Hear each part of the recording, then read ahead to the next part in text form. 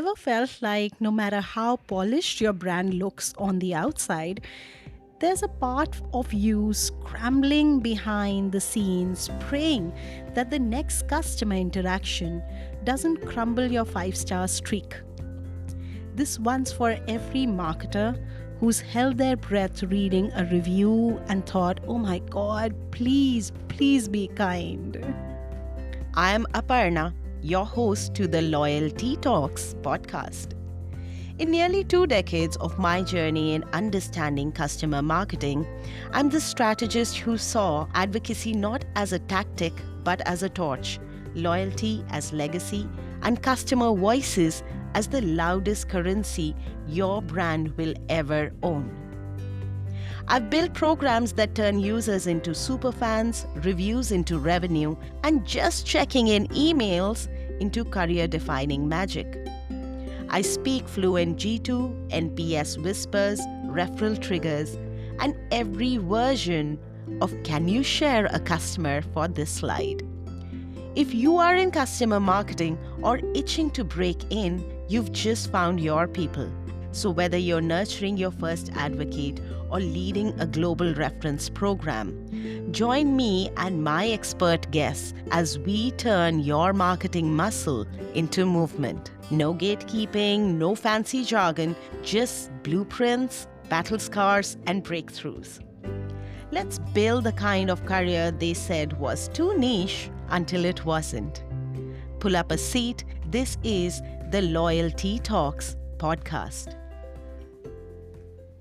So some brands earn love, some collect stars, but the best ones, well, they build an ecosystem where both thrive, even on days when nothing seems to be working. Today's episode is about what it takes to protect your brand's shine, especially when you're not just getting reviewed, you are the platform doing the reviewing. My guest today doesn't just know reviews, she understands the art, the science, and the psychology behind why people speak up about what they love or what they loathe. Joining me today is Kaitlin Hess, Director Customer Marketing at G2, where she helps one of the world's largest software review platform stay in shape 5 stars at a time. Thank you so much for doing this with me. It's a delight having you here. Oh gosh, thank you so much for having me. So happy to be here. All right. I have a lot of questions today, but before that, I'll flip the lens, right? Not on the software, but on the strategy behind how G2 presents itself with humility, with heart, and the hype in the eyes of its users. Let's start with your origin story. I always feel that the best customer marketers didn't plan to do this role. It's like advocacy chooses you. So how did you end up in this world of customer marketing, and what's kept you hooked ever since? Wow, great question. I feel like what sparked my love for customer experience, I'll start there, was I actually did an internship in Disney World when I was a sophomore in college.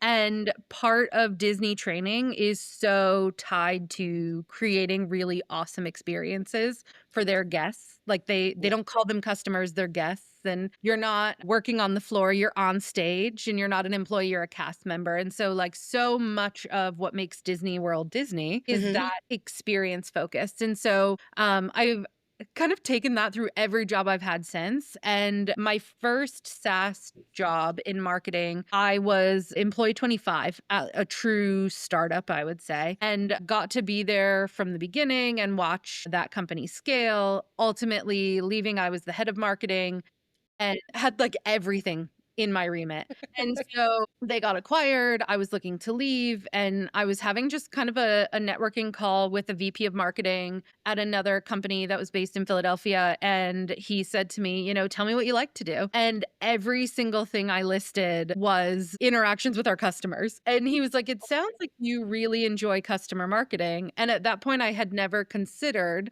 that I could really specialize in this particular area. And so there I got to build our programs from the ground up. everything from, case studies, advocacy program, reference program through upsell, cross-sell, retention campaigns. And at both that first tech startup and also at that company, my first true customer marketing job, we were G2 customers. And Oh, so my G2 account manager at the time had actually posted this job. And I reached out to her and she was like, oh my gosh, you would be such a good fit. Let me refer you. And so got to go through the interview process, but it's been really cool because I get to now create all of the content and resources that I wish I had when I was a customer. And so I think I bring kind of a unique view to customer marketing at G2 because I was customer twice. So I know exactly what our customers are dealing with, what their focus is, how they're trying to generate reviews, how they're interacting with their customers. So it's kind of a cool, fun journey here. Oh, that's beautiful. I started with American Express, was more inclined towards content, creatives. So I joined from one marketing agency to a magazine, but landed in a SaaS company. I think constantly with SaaS customers, I've seen that the fact that you're checking their pulse, advocacy wasn't too far from me. That's what my journey was. But Yeah, yeah, I think if we zoom out from our journeys, right? sure. I'm very curious about your role right now at G2, where you're wearing these multiple hats. On one hand, you're helping companies understand their customers' voice through reviews. And on the other hand, your own brand is constantly under the spotlight as well. Sure. So I would want to know, how do you describe the mission of customer marketing at G2, and how do you personally balance this push and pull of being both the reviewer and the reviewed? Yeah, it definitely is a unique role, right? Like a lot of the work that I'm doing is customer marketing for customer marketers. And so I feel an extra level of pressure there, but also I get a lot of really good positive feedback when people like the things that we're doing in a way that I have never received in other industries. So there are times where we'll send out an email and I'll get an email back and it'll be like an email from marketing, not from me. But people will send me an email saying like, this was such a great email.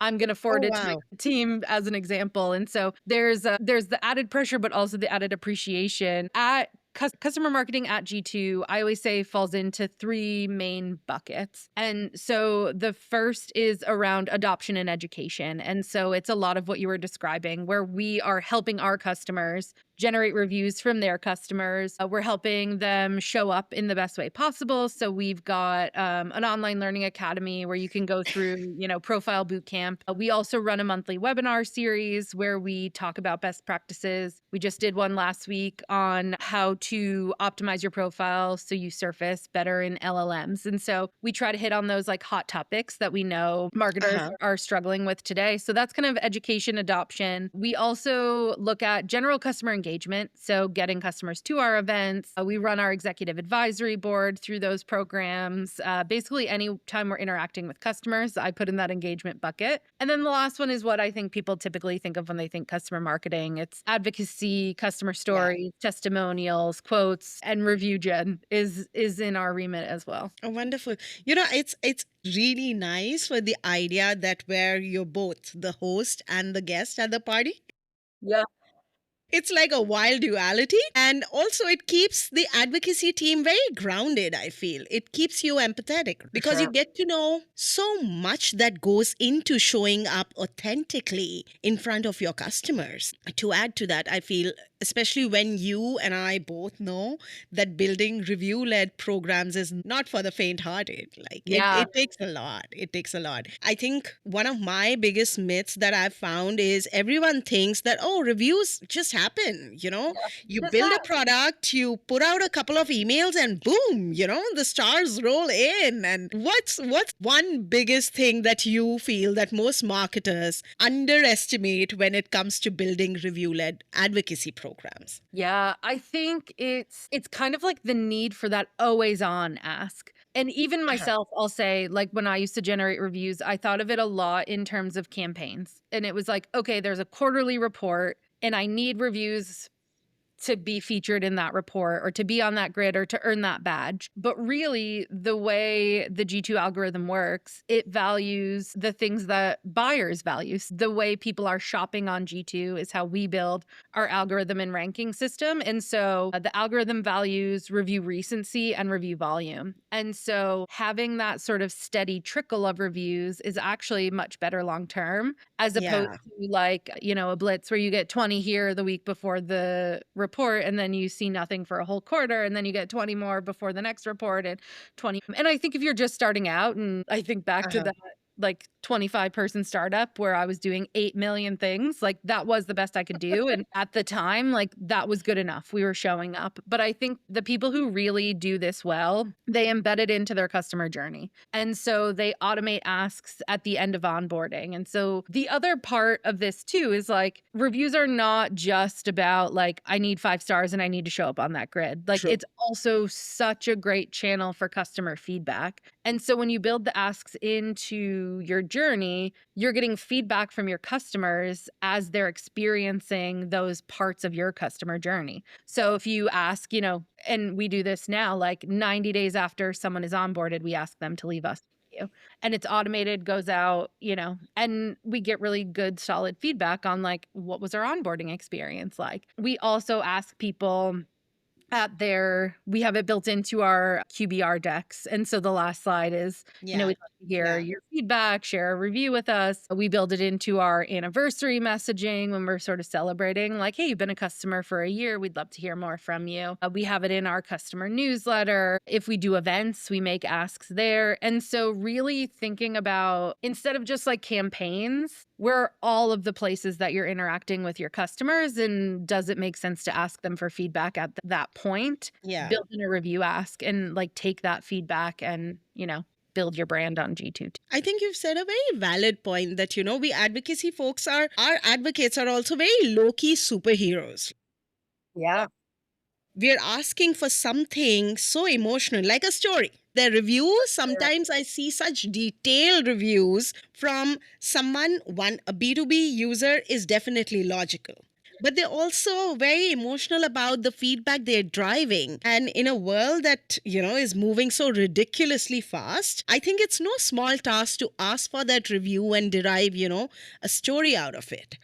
Yeah. And it also, to your point too, like can feed your advocacy program too. Oh, And totally. might help you uncover advocates that you wouldn't have gotten otherwise, right? Like if you're building it into their journey and they're raising their hand to leave you a review, one of the questions we ask on the review form is, would you be willing to be a reference for this company? Yes. And then We rely on it too. Yeah. yeah. Well, and there are so many people who don't even know. Like in the back end of my G2, you can download a spreadsheet of people Oh who my have God, we do that. reference. Yeah, it's like the number one play that I share with anyone. And if they're not doing it, it's like, do it today. Absolutely, absolutely. It's Yeah. like gold. You're Yeah. sitting on gold. I've said this before and I'll say it again. Turning users into advocates is like my favorite alchemy.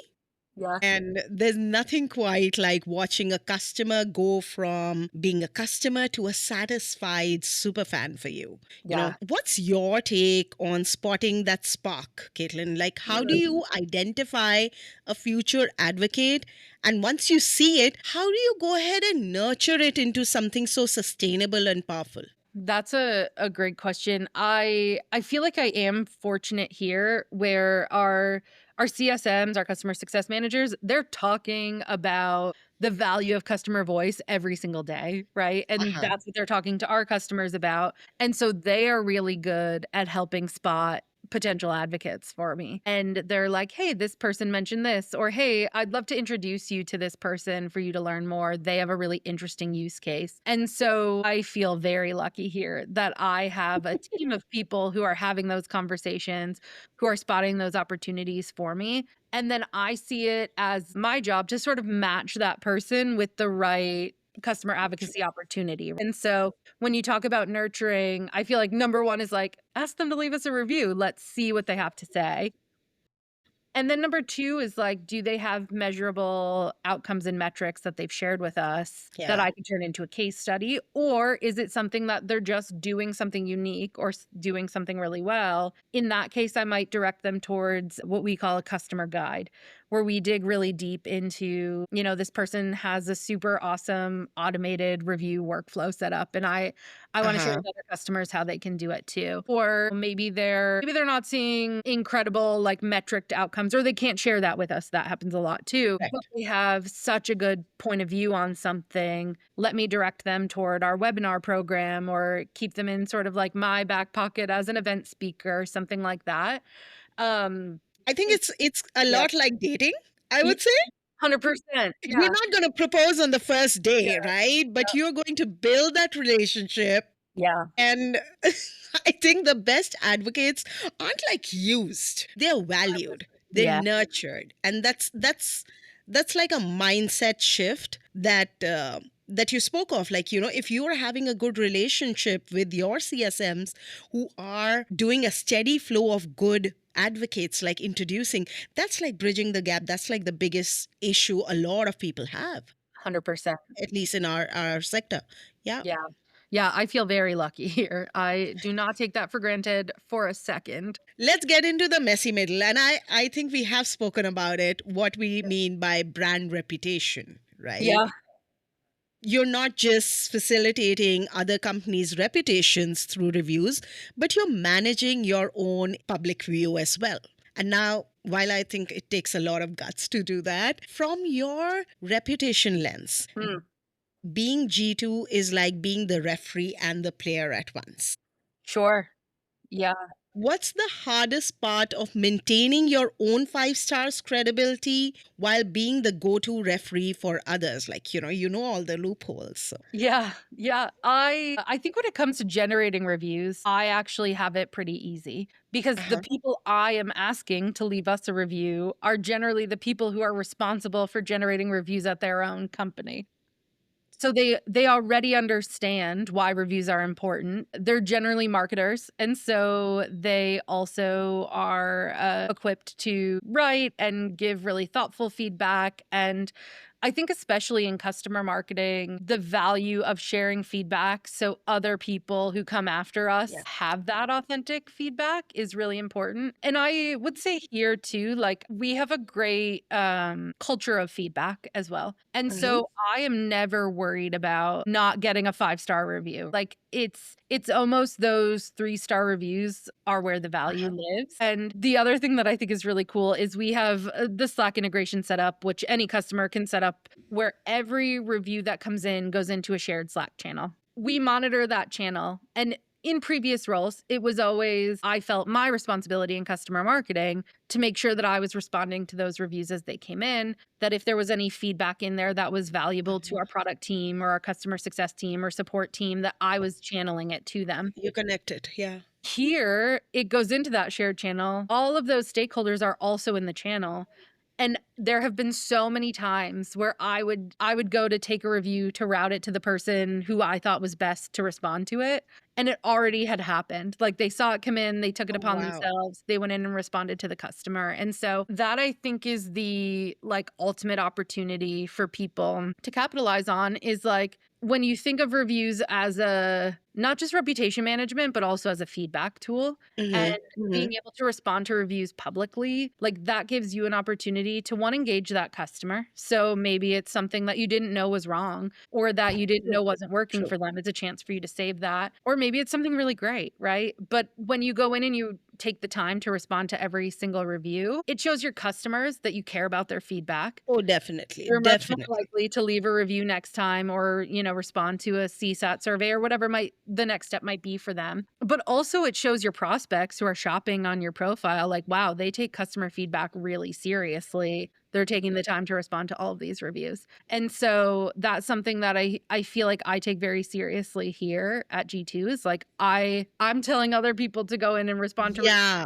it to the right person. And so we're going to do that every single time when we can. But I think I have been a lazy person as well at times, like, replying to each and every review. And it's not really that, oh, you hit the negative ones only and give them a response. It's more important that you have that kind of consistency, I feel. Yeah. So, Yeah, I I, always say, like, if you like, ideal case is respond to all. I know that's not always realistic. And yeah, so if you have to balance, start with the negative reviews, but also make sure in some way you're acknowledging those positive ones too, because true. they took the time to leave you that feedback and you want to make sure, they feel heard. And then also too, like how we were talking about building it into the life cycle, maybe they Yeah. left you a review 90 days in. If you're asking for them to update that review a year later, if they feel valued, they're so much more likely to do that. So it is really important to respond to those. So, okay, so we have the balance of credibility plus vulnerability. And while it's so underrated and everyone thinks that the big names have it all easy, I do see you do put in a lot of effort to, keep the gold standard. Yeah. We have I always say, what is it? With great power comes responsibility. And that's something that I take very seriously here. But yeah, G2, I think, is also a data gold mine. You're For sitting sure. on a lot of insights that most marketers like us, would trade any dashboard to get that kind of competitive benchmarking. And you do want to study a lot of your competitors, but then you also have a massive community Mhm. of real humans who are giving you such amazing feedback and are dealing with a platform where there's a very fast changing user behavior, Yeah. because it's all software. If the features are bad or outdated or something of that sort, it's going to be a very big backlash on the software itself. So you are sitting on a lot of moods and behaviors and data and feedback. In the middle of all that noise, how do you keep that human voice front and center? What helps you tune into the soul of a review instead of just score? Wow, that's a really, really good question. I'll speak to specifically the reviews about G2 on G2. It is remembering that it's a human, right? Like it's someone who took the time to Yeah. leave you that feedback. And so keeping that front and center as you're reading through every single one of those, but then also like there's sort of like the quantitative and the qualitative, right? And so it's one person's opinion, but it's one person's experience too. And so when we value their experience, we want to make sure that they're connected, thinking of that individual human. But I think it's also when I talk about that like responsibility part of the power is we do have so much data. And so are there themes that are coming out of those responses? Are there things that can be addressed at a, broader scale? Let me help make the customer experience in general better. Because for every person who's leaving a review who's giving you that feedback, there's probably others who are not, but Yeah. they're feeling it. They're struggling with the same thing. And so I feel like that's probably the biggest piece is like how do you connect the dots between the themes you're hearing and seeing. But at a large scale, I would say like yeah, G2 has a ton of data. And so our research insights team is constantly looking at what are the trends we're seeing, what are the ways that, buyers are shopping or Yeah. how are they making those software decisions. And so we're connecting that to our product team as well, and they are like not only thinking about our customers, but thinking about their buyers. So the people who are coming to G2 shopping, and how do we make that experience better for them? And how do we help our customers show up better where those people are actively searching for them? So yeah, there's like a lot of data and a lot of different sides to it. But I There think ultimately remembering that every review is a person is the how you keep that soul there. I would say, if if I had to put it in one word, I would say you guys have data with a heartbeat. Yeah. Oh, I love that. That's great. Yeah. Because, yeah, even the most technical reviews can carry such human pain and that moment 100%. of delight that, oh my God, like the kind of reviews we read, like, oh, our attendees were so happy and this event was perfect. It makes so much of sense. And also having that joy of sending it to the team saying, hey, you guys did a good job. Yeah. Yeah, those are the best. messages to send. I think it's beautiful, and it's possible because of G2. But then I want to know one thing, and I think it's a very impromptu thing while you were saying that. What's your team's North Star? Like it comes to a customer advocacy or community building, what's their North Star? I think it's customer experience. And like, we want to make sure that we are never introducing friction and we're making our customers' lives easier, better. We're having an impact. And so one of the things that we talk about a lot is like, okay, my team owns education and advocacy and engagement, but there are other teams who own different parts of the journey. And so how do you make sure it's smooth? How do you make sure that you're not bombarding customers or pointing them in the wrong direction? And it really, if you keep coming back to what is the impact on our customers? What is our customer experience? How are we helping them drive better outcomes? It's really, well, it's not really easy. It's easier to make those decisions and have those conversations where it's like, it's not about me or my personal goals as a customer marketer. It's about what we want our customers to get out of this. It takes that like personal part out of it and just makes it so you're all working toward the same thing. This is so well knit. It's like such a universal thing that you're working like a whole machine together. Yeah. Yeah. And if you keep coming back to that, it's, then, okay, what do we value? How do we make that decision that's in the best interest of our customers? That's beautiful. You know, the thing with me is when I get reviews, I read reviews like a novel.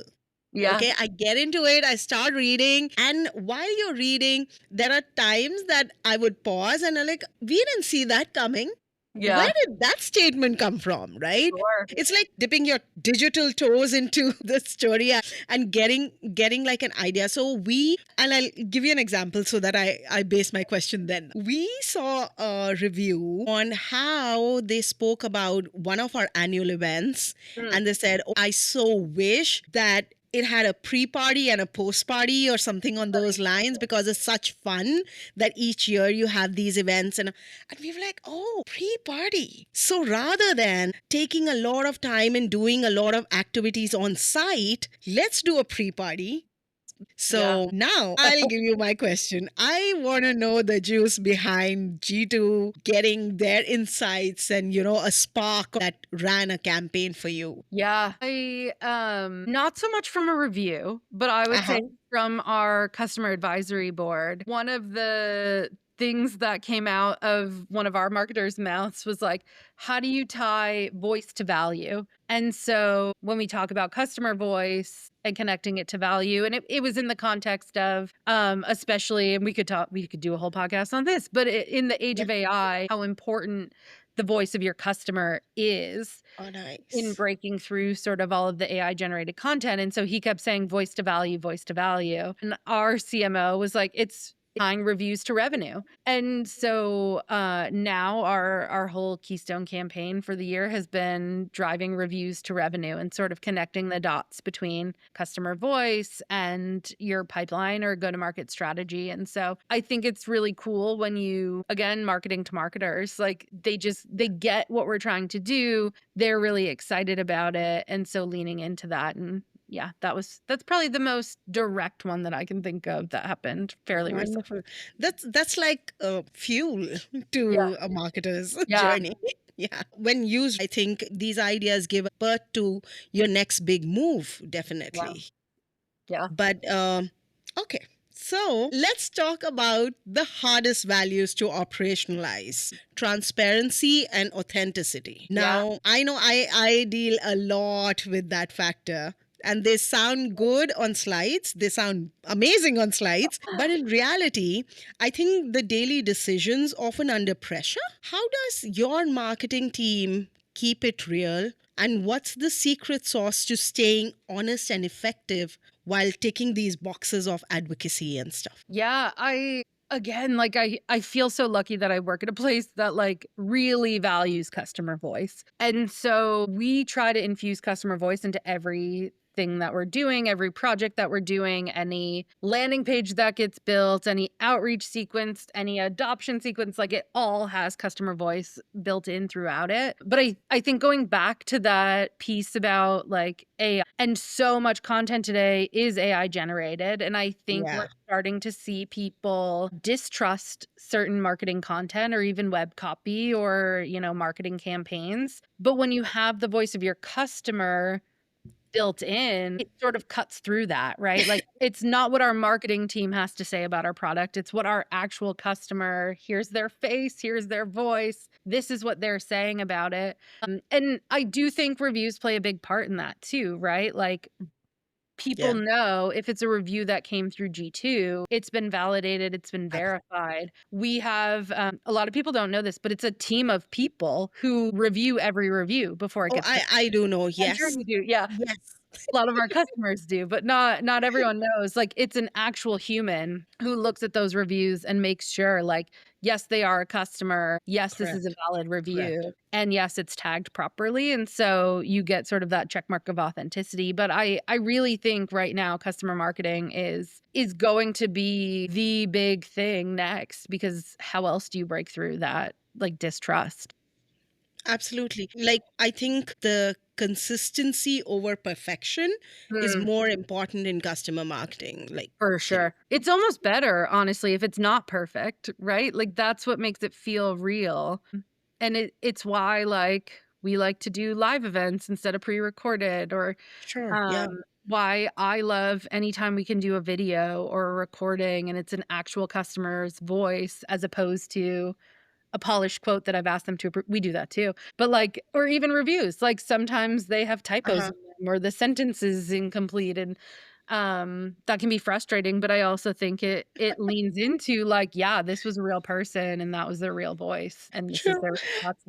The other day, I'll tell you, it's so funny and it's very off topic, but Yeah. yeah, I was recording a podcast and I sent it to a friend and my brother and I said, "Can you listen in?" And they were like, "Oh, did you use AI for your intro?" Oh, Like, no, I don't use an AI. I said, I'm good with my intonation and I have a natural flow. Like, no, this sounds so AI. Why oh, don't you fumble? I was like, why do I need to funny. fumble? But I think that's how people perceive it also, that if Yeah, it's it supposed to be be perfect. natural, you're supposed to be a little raw. Yeah. No, for sure. That's so interesting. Something that, yeah, now, gosh, and I'm sure at some point they'll teach the AI to fumble too, so it doesn't sound like AI. Absolutely, yeah. And I've used the AI, the beta thing on G2 to reply to reviews. Yeah. And while it's so convenient, it's so beautiful, it's just that it doesn't make mistakes. So Yeah. it doesn't give you two periods instead of one, right? It's so perfect. And I type with three dots and a dash and Yeah. something, make some kind of mistake so that it looks as if a human Oh, responded to you. I always go in and I sort of use it as a starting point, and then I add, because I type with a lot of Exactly. exclamation points. So Yeah. that's usually my edits there. Like, let's Yeah. sound more excited and grateful for the feedback. Yeah. There's this one, I feel one for all listeners who are here. Now, some would be hustling behind the scenes, trying to build this customer love without losing their minds. So let's just imagine someone out there has just started their first day in customer marketing. Or someone's already completed their 5 years and is exhausted. Sure. What's that one piece of advice you would give to help them nurture customers into advocacy powerhouse without losing their joy in the process? Yeah. Oh, so this is going to sound a little cheesy, but for me, it's talking to customers. Like, that's where I get my energy. It's where I get excited. And so if you're just starting out, I feel like you have to talk to customers. True. That's how you learn to use the words that they're using when you talk about your products or services. It's where you learn, like, what do they value? What impact are we having on them and their outcomes? And then just starting to build those connections, even if it's not a case study interview. It's not I'm trying to get a quote from this. I'm just trying to Uh-huh. learn. Tell me about how you're using this product. I think that's number one. And I would say 5 years in, if you're feeling jaded and feeling like you don't know where to go next, like go back to your customers, talk to them, hear from them. There's like nothing better than getting to talk to a happy customer or to hear that story of like, wow, we really are making a difference in their day to day.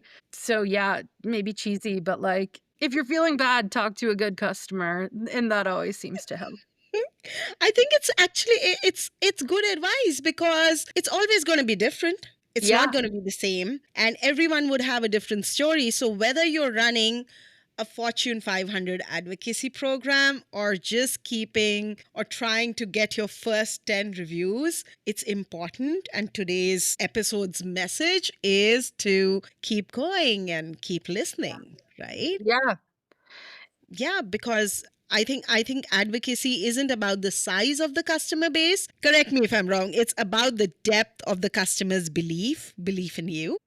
Yeah. It's also about those relationships too, and what your relationship is with those people becomes the relationship they have with your company too. Yeah. Yeah. And I can say, like, as a G2 customer, and I hope you felt this too as a customer, like our customer success managers, our account managers, they're just nice people who really care about Oh, our customers and the absolutely. work that they're doing. And so they have cultivated such strong relationships, and it helps me with my advocacy program because they have these strong relationships, and then I get to just sort of like come in and add to that. And the other piece too to this is like you can then become another safe space for them. So like maybe they have feedback but they don't want to share it with the CSM, or they feel weird about sharing it with their account manager who's responsible for the renewal, but they want someone who understands what they're going through. Like you can be that extra connection to a company. And that comes from fostering like strong relationships. Absolutely. And it's nice that you brought it up because I think you made it very clear through this entire podcast that it's not just a metric, it is a mindset that you go ahead and build towards this whole exchange in advocacy and what you build around it. It's not that, oh, I got this review and now I'm done with you. Yeah. And like you said, I think it's a never ending cycle if you know how to go ahead and nurture everything that you get out of your customers and be thankful about it. So yeah. Yeah. Yeah. And I think it's also like what value can you give back to? And that's what it takes it from being a transactional exchange to actual relationship and deep appreciation and deep advocacy, and something that they're excited to share with other people. True. I think on this note, Yeah.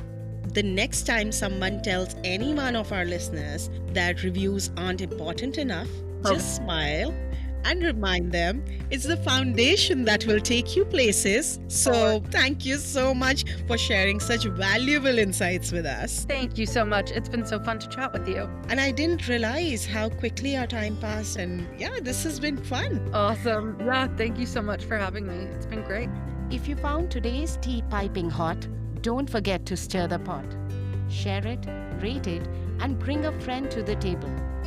Until next time, keep turning loyalty into leverage with me, Aparna, and the Loyalty Talks podcast.